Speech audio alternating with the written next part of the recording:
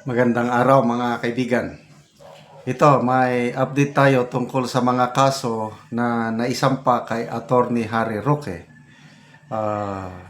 Ang GMA News may post siya 1 hour ago, sabi, breaking. Angeles, Pampanga Regional Trial Court, Branch 118, orders issuance of arrest warrants against former presidential spokesperson Attorney Harry Roque, Cassandra Ong, and 48 others for charges of qualified human trafficking stemming from the Lucky South 99 scam hub in Porac, Pampanga. So, yun po ang balita. Okay, magbasa tayo sa mga comments. Si Pokato Kasikoteka, hindi nga napauwi noon si Joe Masison na mas mabigat ang mga kaso ng multiple murders at kidnapping etc. sa Netherlands. Okay, so nag-apply na si Attorney Harry Roque ng asylum sa Netherlands. So, on process ngayon. So, ito ngayon, nasampahan siya ng kaso, kaliwat ka ng kaso, may warrant of arrest na. Iba pa yung kaso niya sa tungkol sa ipinalabas nila na alleged pulburon video laban kay Pangulong Marcos Jr. Nasampahan din siya doon ng inciting to sedition. So, baka anytime another warrant of arrest. So, yan na po. Kaliwat ka ng kaso at warrant of arrest ang kinakaharap ngayon ni Attorney Harry Roque. Si Maharlika naman, walang problema sa kanya dahil US citizen siya. Protected siya bilang US citizen. Ang problema ngayon itong kay Attorney Harry Roque. So ang tanong,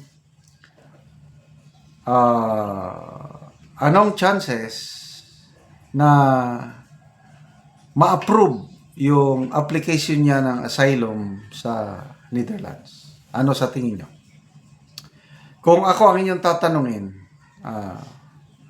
sa tingin ko, opinion ko lang ito, malaki ang pag-asa na mabigyan ng asylum si Attorney Roque. Kasi nandun mismo si Pangulong Rodrigo Duterte, dating Pangulo, na nakakulong ng dahil, yun nga, sa alleged crimes against humanity.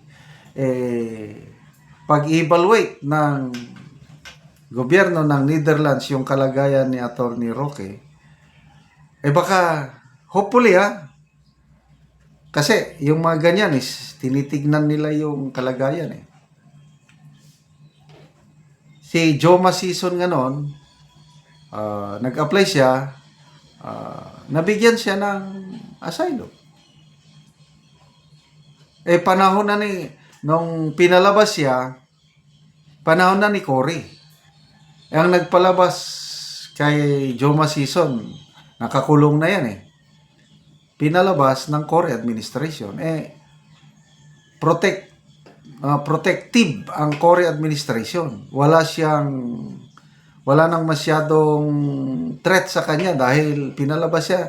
Kung Marcos administration sana, pwede. Kaya lang, nag-apply pa rin siya na yun, pinagbigyan. Kaya, mas matindi ang compared kay Joe Manon, mas matindi itong kalagayan ni yung alleged political persecution. Kasi political asylum seeker siya. Mas matindi ang alleged persecution kay Attorney Harry Roque. Kaya tingin ko, mapagbibigyan siya, makakakuha siya ng asylum sa Netherlands. Ang problema, kung ang gobyerno ng Pilipinas gagawa ng official move to block yung asylum. Yun ang problema. Wala pa akong, I don't know kung mayroon na bang official move ang Marcos administration, Marcos Jr. administration, nag-communicate sa Netherlands government na huwag bigyan. Ang believe ako, ang Timor-Leste. Maliit na bansa lang yan, bagong-bago pa, na kailang may balls. Pero inyo, Pilipinas nag-request extradition, balik nyo dito si Tevez. Nagdesisyon ng korte na hindi pwede. Kaya masarap tumira sa Timor-Leste, may prinsipyo. So kung ang Timor-Leste nanindigan at hindi nila in-extradite si ex-congressman Arnie Tevez, palagay ko ganyan din ang mangyayari sa mangyari kay Attorney Harry Roque. Okay, magbasa tayo ng comments. Mirasol Fernandez Limpag, the fruits of Senator Risa Hontiveros' labor and dedication.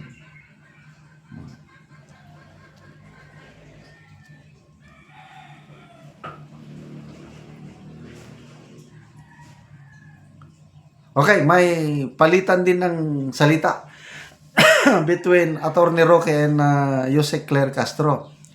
Nagsalita si Attorney Roque na kahit hindi naging kandidato si Junior, sabi niya, meaning the president, natalo pa rin. Kaya ito na yung proof na lame duck president na siya.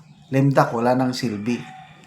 Ang sagot naman ni Jose Claire Castro kung totoong lame duck ang president, wala na siyang magawa, bumalik ka na dito. Ang galing napakagaling yung sagot ni Jose Claire Castro. Talagang palaban. Bagay na bagay sa kanya na siyang inilagay dyan.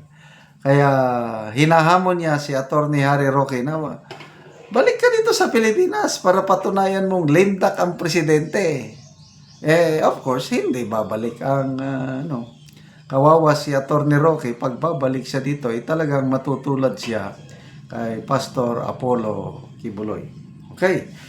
So, salamat mga kaibigan sa inyong pagsubaybay sa ating channel. Nakakatulong kayo ng malaki sa Tribong Talandig dahil ang sweldo natin sa channel na ito, tinutulungan natin ang tribo. Nagbigay tayo ng livelihood assistance sa tribo, nagpatanim tayo ng sayuti at lakatan.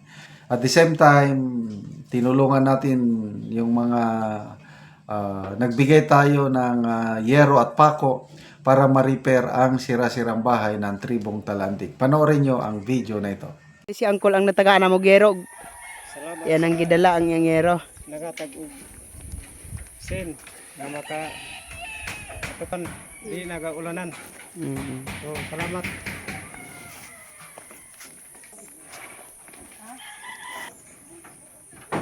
Og karon mo ni ang balay sa natabangan na mo gero og makita na gid ang kadako sa buslot sa ilang balay. Kaya dako nangadamit siya.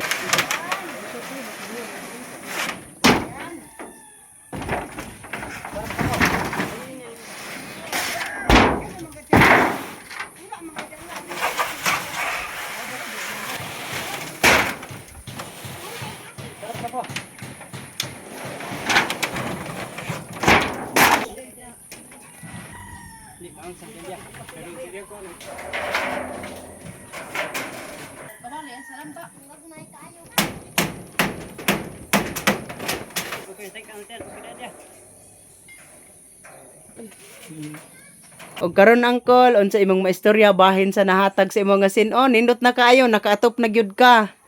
Unang-una, salamat sa Ginoo nga nakaatop na gyud ko. Og sa nag-sponsor niini, dagan salamat. Oo. Lagi. Unang-una, salamat sa Ginoo nga nakaatop na gyud ko. Di na gyud ko ga ulanan. Og salamat usab sa nag-sponsor niini. Nakadaga pang tabang na Hinautong ta ang daghan pangatabang ang maabot kanamo dinhi. Labi na gyud diri sa Sitio Garden. Oo. Sa mga katawhan usab nga naga panood sa video. Daghan salamat sa inyo. Sige, Col. Salamat pod.